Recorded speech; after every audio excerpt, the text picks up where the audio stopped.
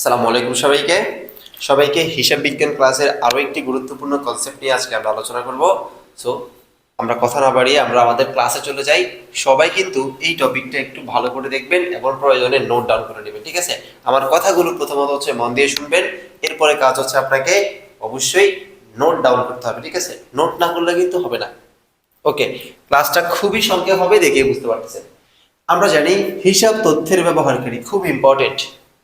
হিসাব তথ্যের ব্যবহারকারী আমরা সবাই জানি, একটা হিসাব তথ্যের ব্যবহারকারী হচ্ছে দুইটা। কয়টা?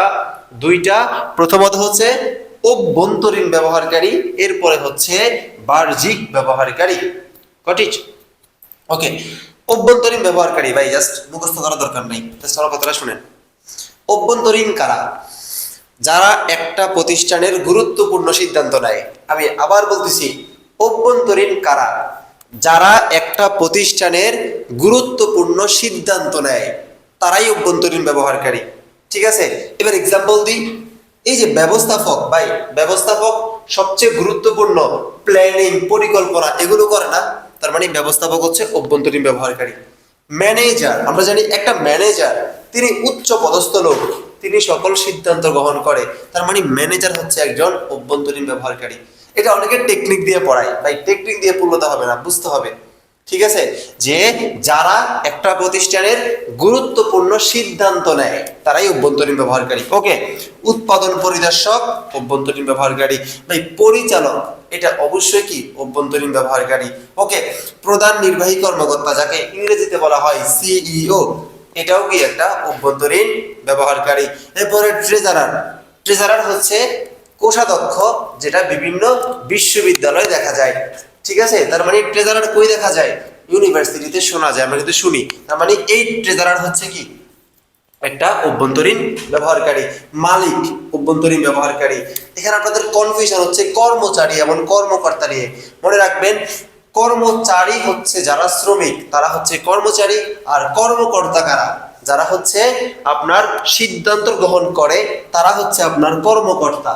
কর্মকর্তা এটা হচ্ছে অভ্যন্তরীণ। বাট যদি বলে কর্মচারী, কর্মচারী কারা? যারা কাজ করে। যারা কাজ করে তারা তো সিদ্ধান্ত নেয় না, ঠিক আছে? সিদ্ধান্ত অভ্যন্তরীণ দেয়। বুঝছেন? বুঝতে পারছেন? ওকে, এরপর হচ্ছে বাহ্যিক ব্যবহারকারী। বাহ্যিক ব্যবহারকারী কারা? যারা হচ্ছে এই যে অভ্যন্তরীণ ব্যবহারকারীর পরে যাদের অবস্থান, মানে এই যে এদের প্ল্যানিং অনুযায়ী যারা কাজ করে, তারাই হচ্ছে বাহ্যিক ব্যবহারকারী। কে কে আমরা এখন শিখবো। শেয়ার হোল্ডার, আমরা জানি শেয়ার হোল্ডার প্রতিষ্ঠানের বাইরে থাকে। বাইরে থাকে না? অবশ্যই বাইরে থাকে। ওকে, এরপরে বিনিয়োগকারী, যারা আপনার প্রতিষ্ঠানে বিনিয়োগ করে, ঠিক আছে? তারা একজন বাহিরের কি? বাহিরের লোক। ওকে, আর্থিক প্রতিষ্ঠান খুব ইম্পর্টেন্ট। দেখেন এই ব্যাংক, যারা কুমিল্লা ইউনিভার্সিটিতে 25-26 পরীক্ষা দিয়েছেন, তারা বলেন তো আসছিল না যে নিচের কোনটি বাহ্যিক ব্যবহারকারী? অপশন ছিল ব্যাংক। তার মানে কি এখান থেকে কিন্তু পরীক্ষায় প্রশ্ন আসে, ঠিক আছে? মনে রাখবেন, যে কোনো আর্থিক প্রতিষ্ঠান, ভাই ব্যাংক কি আপনার ভিতরে থাকে? না, ব্যাংক একটা প্রতিষ্ঠানের বাহিরে থাকে। তার মানে ব্যাংক কি? এটা হচ্ছে একটা বাহ্যিক ব্যবহারকারী।